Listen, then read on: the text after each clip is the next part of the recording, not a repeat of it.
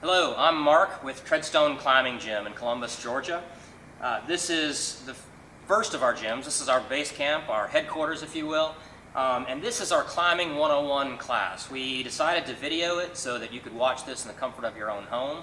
And so that when you come to the gym, rather than listen to somebody give you an orientation, you can just show up at our gym and get right on the wall and start moving. We don't have to explain a whole lot to you if you've already watched this video. So that's why we do it. The presentation that I put together, I actually put this together in 2006. I've been climbing, first of all, I'll go ahead and explain that. I've been climbing for about 25 years. I've been a professional in the industry since about 2004. So this is all I've really done in my adult professional career is be a rock climber.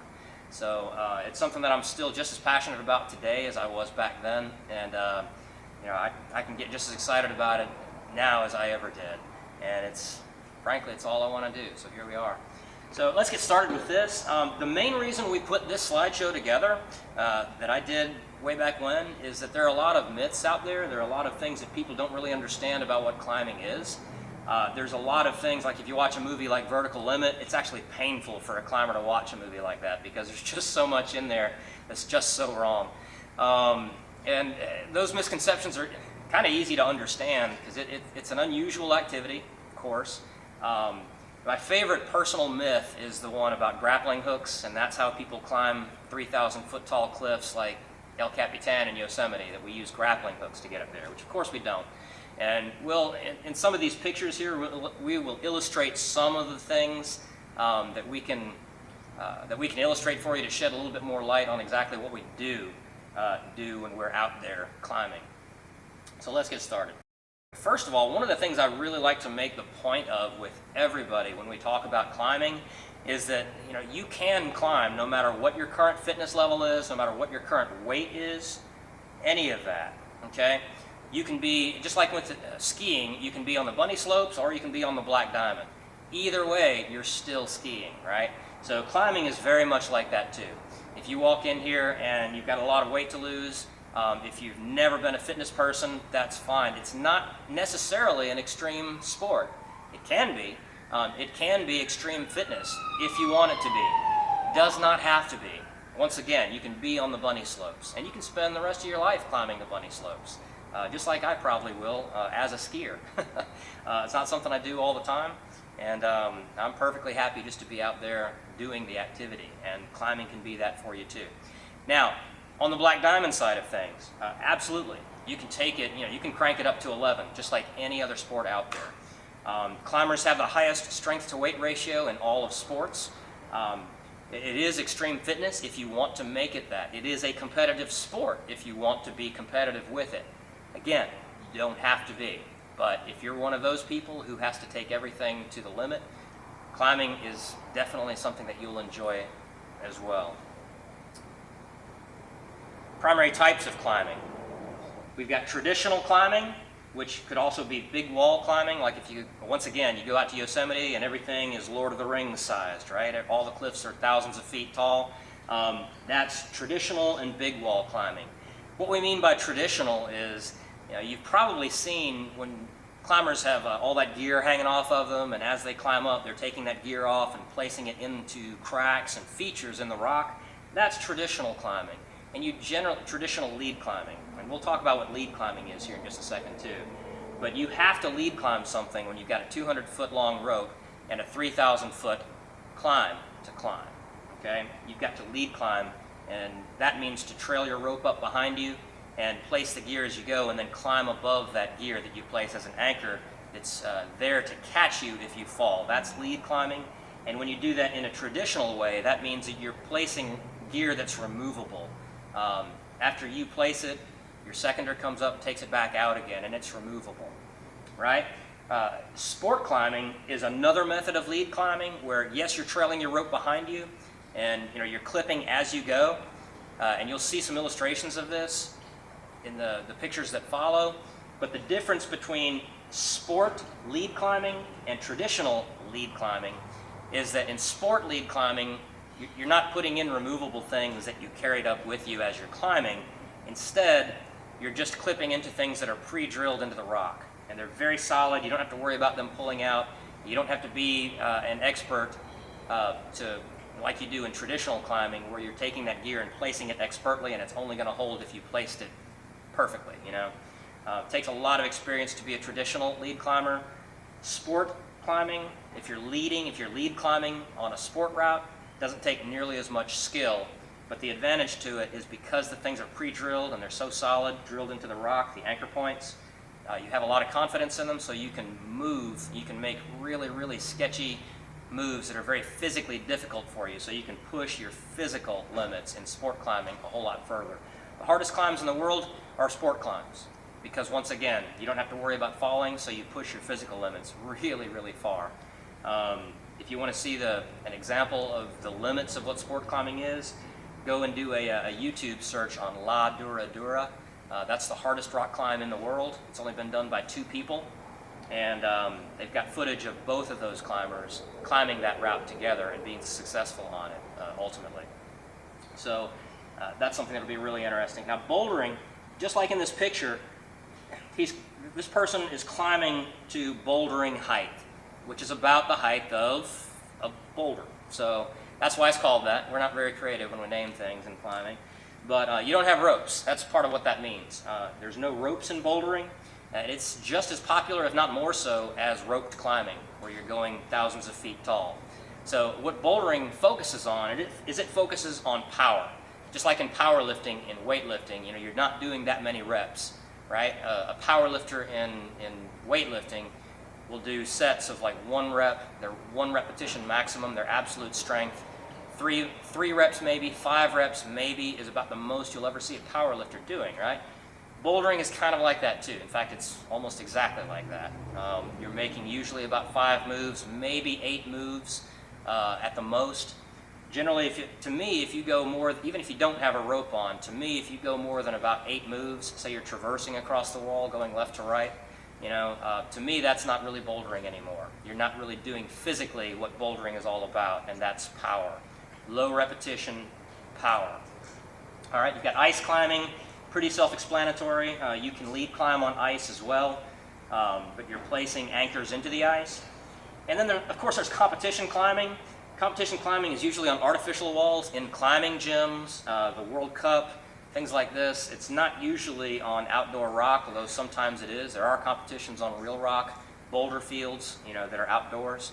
There are some really unique competitions in the world on real rock, like when I went to Kenya a couple of times, they've got a competition that's half road rally and half climbing competition, where they're literally like going cross country in vehicles and seeing how many routes, these different climbing areas they can do in one day. But it's not usually like that. It's usually in a climbing gym.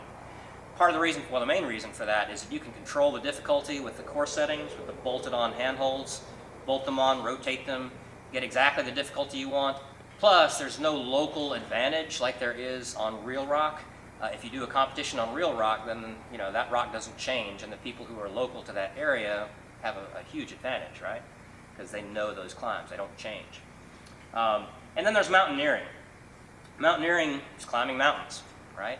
And there's lots of different styles in mountaineering. I won't go into a whole lot here, but you've got classical mountaineering, where you're just you're going up there and you're just trying to siege the mountain by any means necessary, getting to the top, using oxygen, anything that you need to get you to the top. You might have Sherpas, you might have a whole team, you might have a whole army of people helping you, cooks, Sherpas, porters, all these things. That's classical mountaineering, right? Or you can be an alpinist, which you may have seen a lot of lately. It gets a lot of press and National Geographic and that sort of thing. And an alpinist is a mountaineer who really just is very self-sufficient, carries mostly with him or her whatever they can fit in a backpack. And they're very fast about it. They go up as fast as they can. There's some incredible speed records being done on even the world's biggest mountains. And that's called alpine-style mountaineering. So there's other styles too. Once again, not going to get too in the weeds about that. But really, if you think about it, the origins of all climbing come from mountaineering. Rock climbing as a sport in and of itself came from, at the turn of the last century, the 1900s or so, there were mountaineers who started specializing in figuring out how to get across the rock bands that they encountered when they were doing a classical attempt at a summit bid, right? If they were trying to get to the summit of a mountain, they would encounter cliffs and rocks, as well as ice and snow. So as part of a sub-discipline of mountaineering, rock climbing was born, really, around the 1900s or so. Of course, there's isolated examples of rock climbing history that go hundreds and hundreds of years back, with like Chinese monks and stuff. But I mean, those are kind of like anomalies. But for the most part, as a sport, as a sport that got developed, that's really where it came from. The 1960s saw a whole lot of huge advances in climbing gear technology, so the ropes became a lot more reliable, and so you really saw an explosion of cliff climbing, rock climbing in the 60s. In fact, that was the golden era of Yosemite, with larger than life heroes like Royal Robbins, Chuck Pratt, all these guys, Yvon Chouinard, et cetera, et cetera. I mean, the list goes on. Tom Frost, Yosemite, the 60s. That would have been a great time to be there. All right. Why climb mountains? Well, as Mallory said, because it's there. And there we go. Let's back up a bit. There's 14 8,000 meter peaks in the world. Everest is the tallest one. The second tallest one is K2. Probably heard of that one. But K2 is actually a bigger prize than Everest is. Everest, the altitude, of course, by itself makes it a hugely respectable climb and a huge worthy endeavor. All those things, but shorter by only about 800 feet, K2 is by far much more difficult, much more technical, much more dangerous, and mountaineers really consider K2 to be probably the biggest prize in mountaineering. And mountains, even if they don't have a lot of technical, difficult climbing, they're just inhospitable places. They're up really, really high. Everest tops out over 29,000 feet, so helicopters don't even go up that high. It's an inhospitable place. The air is thin. Just that alone makes a big difference. Age of exploration. There was a time when nations used to compete against each other for these ascents, these first ascents on these big peaks.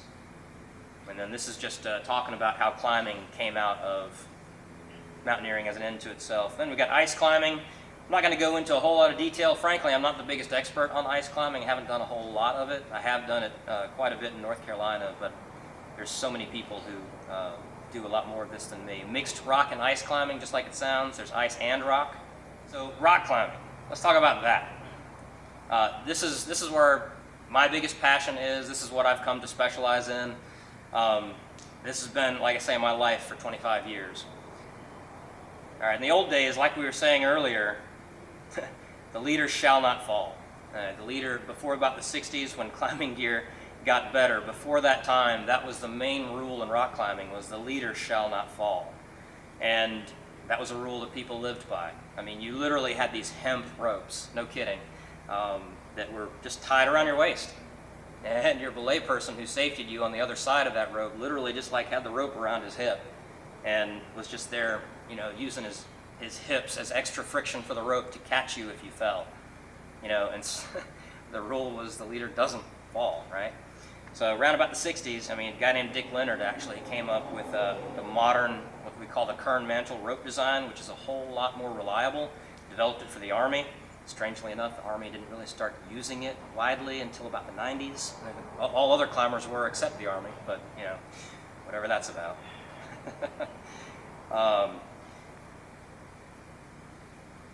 Modern rock climbing gear, much more reliable. Much, much more reliable.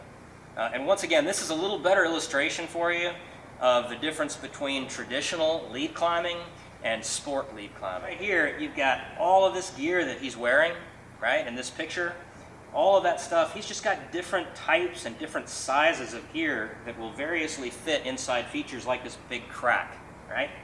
So when he gets to like this spot, for example, like he's got a piece right here. I don't know how well you can see that, but there's a piece placed right here. And he's trailing a rope behind him. The rope is not above him, okay? You could go to the top of this cliff before you did your climb and find a tree up there that you could anchor your rope on up at the top, okay? And that's called top rope climbing.